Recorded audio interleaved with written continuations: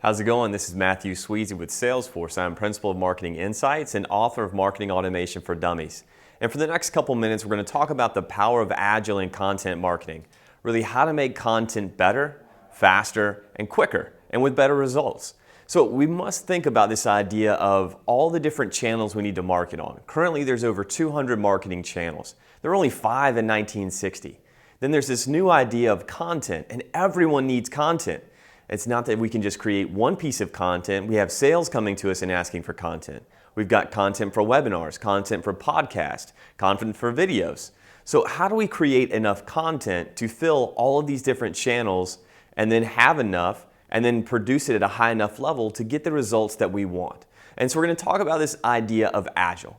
Now, Agile is an idea that came out of the software world. So when software was originally developed, it was developed in what we call the Waterfall Method, which means that they would sit down and they would write down a path and they would say, here's where we're going to get to, here's what we want to deliver, and then they would build it. And then when they'd finally get done, they would ship the product. The problem with this is that the environment was constantly changing. The requirements were constantly changing.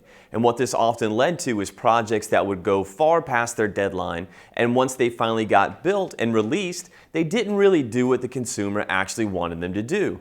And so a bunch of software developers got together and they said, we've got to fix this. We need to have a new thing. And they came up with the Agile Manifesto. And this Agile Manifesto is really the antithesis and the idea of how do we create content more effectively and at a higher quality. And so the idea of Agile is really mathematic, but it's very simple if I explain it to you in a basic drawing. So take your paper and put it out in front of you and draw 2 dots on opposite ends of the piece of paper. Now what I want you to do is take your pen and put it on the first dot and then try to draw a line all the way to the second dot, but with your eyes closed. So put your pen on the paper, stare at the other dot, close your eyes, and try to draw the line. When you think you've gotten to the other dot, pick your pen off the paper and open your eyes. What you're probably going to see is that you probably didn't hit that dot. Now there's a couple of lucky ones who actually hit the dot. For those lucky ones, try to do it 3 times in a row. And the odds of you doing that 3 times in a row are very, very, very slim.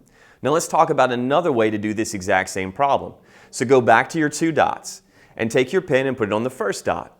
Now draw your line, and whenever you want to stop, leave your pen on the paper, but open up your eyes. Look at where you are, recalibrate, and continue. And you can do that as many times as you'd like. And what you'll find is very fast, very efficiently, you'll hit your mark every time.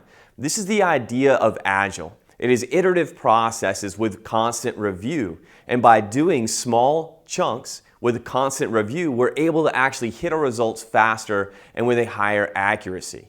Now you're saying, all right, this seems kind of simple, but where do I use Agile? Well, let me give you a couple good ideas.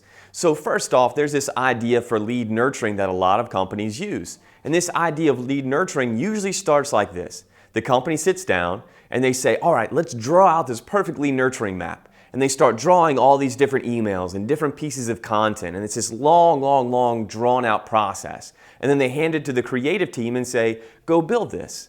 Now, what we need to think about, is that the best way to do this? And the answer is completely not. So think about doing it in an agile way.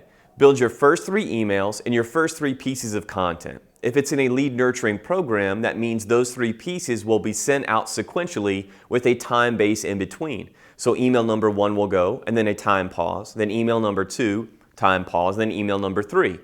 Which means before you need to build email number 4, you have a set of data to look at and say, what were my guesses and how close did I get? Did I really give them what they wanted? Then you build the next 3 and continue, and that is the Agile process. Now what we were able to do is build 3 emails very quickly. We then build emails number 4, 5, and 6 off the intelligence that we learned from email number 1, 2, and 3. Our results are faster and we saved a lot more time. So that's a really good idea of how you can actually use Agile in your actual marketing practice. Now there's one other thing. I want to give you an idea of Agile not only in terms of content creation, but also in terms of your team. We're seeing a lot of very progressive marketing teams now break up into small groups for Agile, what they call sprints. And so they may say, all right, we have a couple of people and they have all of the key players. They've got someone that can build content, they have a technical asset, they have a creative asset, and then they're given a small project. And then they're testing those projects every 2 weeks. Now there's one question that may be stuck in your mind. And you may be saying, well, all right, but how many times do I actually have to iterate? Well, don't worry, I've done the math for you. I wrote an iteration formula that actually allows you to see how many times you actually need to complete something multiple times. You don't need to know the math, you don't even need to know the formula. But what we're here and what we're showing you right now is the actual chart of all the math done. Down the left-hand side, in your first attempt, if you were to give yourself a grade from 1 to 10, and by the way, when I say give yourself a grade, you actually have to pick up the telephone and call your customers and ask them how well you actually did on that piece of content.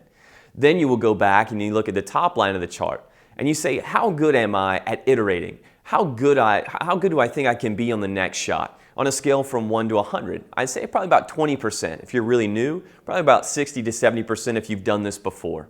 And then simply draw the two lines together and you'll see on average you really only need 2 to 3 iterations to get to about 90% proficiency.